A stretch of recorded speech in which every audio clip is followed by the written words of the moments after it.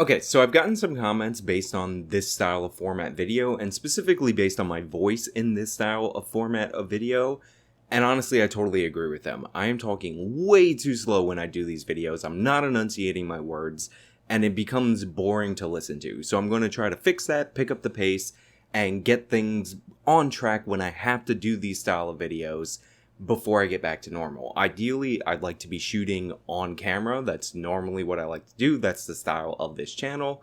But due to the fact that there are limitations on my apartment at this moment, and I still want to make content for you guys, I'm going to have to do it like this. But I will pick up the pace in my voice. I will pick up the tempo in my voice and try to improve this experience for both of us. Because honestly, listening back, it's undeniable. Now with that out of the way, I want to jump right into this McCloskey situation, and if you guys are unfamiliar with this situation, which I can't imagine that you're not being a follower of my channel, you probably heard about this well before it ever appeared on my channel because I didn't cover this previously, because I wanted to talk about the story as it developed and if there were actually charges being pressed against the McCloskeys for what I consider to be a justified use of firearms to deter people who were in fact on private property and threatening to destroy their home. Now, despite the fact that it is inarguable, according to Missouri state law and their castle doctrine, that the McCloskeys did absolutely nothing wrong, they have unfortunately been charged with menacing protesters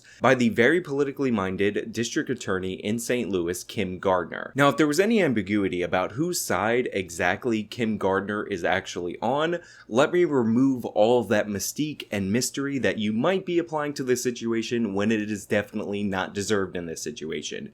Because a little while back on this channel, I did a video on Shaun King and his PAC, Real Justice PAC, and how we should not let this super PAC funnel money into local district attorneys races because they were trying to elect very politically minded district attorneys who had no interest in enforcing the law, and in fact were actually going to pursue social justice, which means letting off actually violent criminals and prosecuting people who commit no crimes but violate some ethereal standard of power and privilege and using their power and privilege to hurt other people. Kim Gardner is one of those district attorneys that are being backed by Shaun King. She's one of those district attorneys who are getting tons of outside money funneled into her campaign by celebrities and left-wing activists and organizations in order for her to hold the office of district attorney, in order for her to reform the criminal justice system, not by, actually passing laws that reform the criminal justice system, but through the prosecution power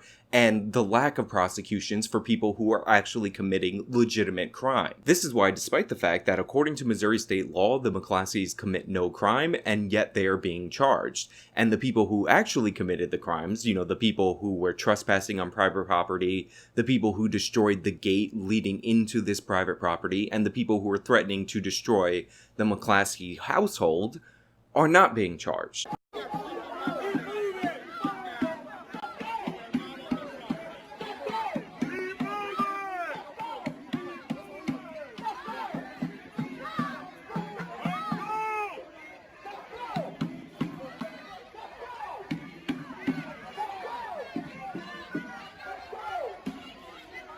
I mean, seriously, it could not be more clear according to Missouri's self-defense law.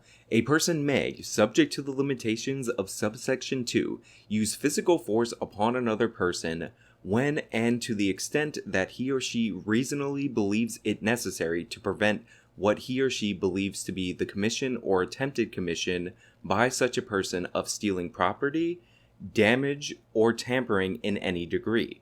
A person may use deadly force under the circumstances described in subsection 1 only when the use of deadly force is authorized under other sections of this chapter. So if according to the laws in the state of Missouri, you're allowed to use deadly force to defend your property from people who are trying to destroy it or threatening to destroy it, then obviously you are allowed to use the threat of deadly force to deter people from taking those actions. The McCloskeys never fired a shot. They never did anything that actually put the protesters, who were in fact rioters on private property, in danger whatsoever. You don't have a right to peacefully protest on somebody else's private property. And the rioters had no excuse for not knowing that this was private property. This is the gate that the rioters had to have gone through in order to get onto this property. And they say, and they allege, that they were just going to protest the mayor because the mayor supposedly doxed some people. Now, I'm not going to get into the validity of the claims of this violent mob that were threatening the McCloskeys in front of their own home, but what I am going to point out is that according to multiple sources, you cannot in any way, shape, or form get to the mayor's residence from that private road that these rioters were actually on. So what I think actually happened is these people were looking to target the mayor's home. They couldn't really find the mayor's home. They saw this gate and some fancy houses, so they decided to go in there making trouble. And it's unambiguous whether or not this was private property. They were told by the McCloskeys that this was private property when they proceeded to threaten them because the McCloskeys were defending their property, and a lot of these people just don't believe in private property. Now, despite the law in St. Louis being 100% clear, despite the guns that the McCloskeys were wielding being 100% legal in the state of Missouri, despite Missouri being an open carry state, so you're allowed to carry those guns. Not that that's really germane to this moment, because again, they were in front of their own home, and even states where you're not allowed to open carry, you're allowed, if you're allowed to have a gun, to have them in your own home. It's an at-home defense tool. The McCloskeys have been charged with felony unlawful use of a weapon and a 4th-degree misdemeanor assault. Now, the McCloskeys are lawyers. They know that they did nothing wrong. They know for a fact that they will beat these charges in court. And Kim Gardner, despite the fact that she's a radical leftist prosecutor being promoted by Shaun King, and she's clearly doing this because her election is coming up August 4th, which, by the way, if you're in St. Louis, please, for the love of God, do not re-vote in this woman. She is clearly using the prosecution power for political purposes and in order to improve her electoral prospects. Will not be convicted of any crime whatsoever in relation to this. And even if they were, on the off chance that you would get an embarrassingly weak jury that would comply with this political persecution of the McCloskeys for using their rights to defend their own homes, the governor has already said he would pardon the McCloskeys in full. Their weapons away, and now they're going to charge them. Will you pardon them? Without a doubt, Sean. I'll do everything within the Constitution of the state of Missouri to protect law-abiding citizens. And those people are exactly that. They're law-abiding citizens, and they're being attacked, frankly, by a political process that's really unfortunate. It's a sad day for us here in Missouri. They had every right to protect their property, their home, just like any of us would. And if you had a mob coming towards us, whether they tore down a gate or not, when they come on your property, they don't have a right to do that in an aggressive manner. And people have a right to protect themselves, their families, and their property. That's the Castle Doctrine in the state of Missouri. And this is why this is such an unfortunate case. The Attorney General has also come out against this prosecution as it is violative of Missouri law. So the charges are completely illegitimate. They will not stand up to scrutiny in a court of law. A judge should dismiss this with extreme prejudice. Even if these charges somehow make their way to trial, the McCloskeys should in no way be convicted of any crime, as they have committed no crime whatsoever.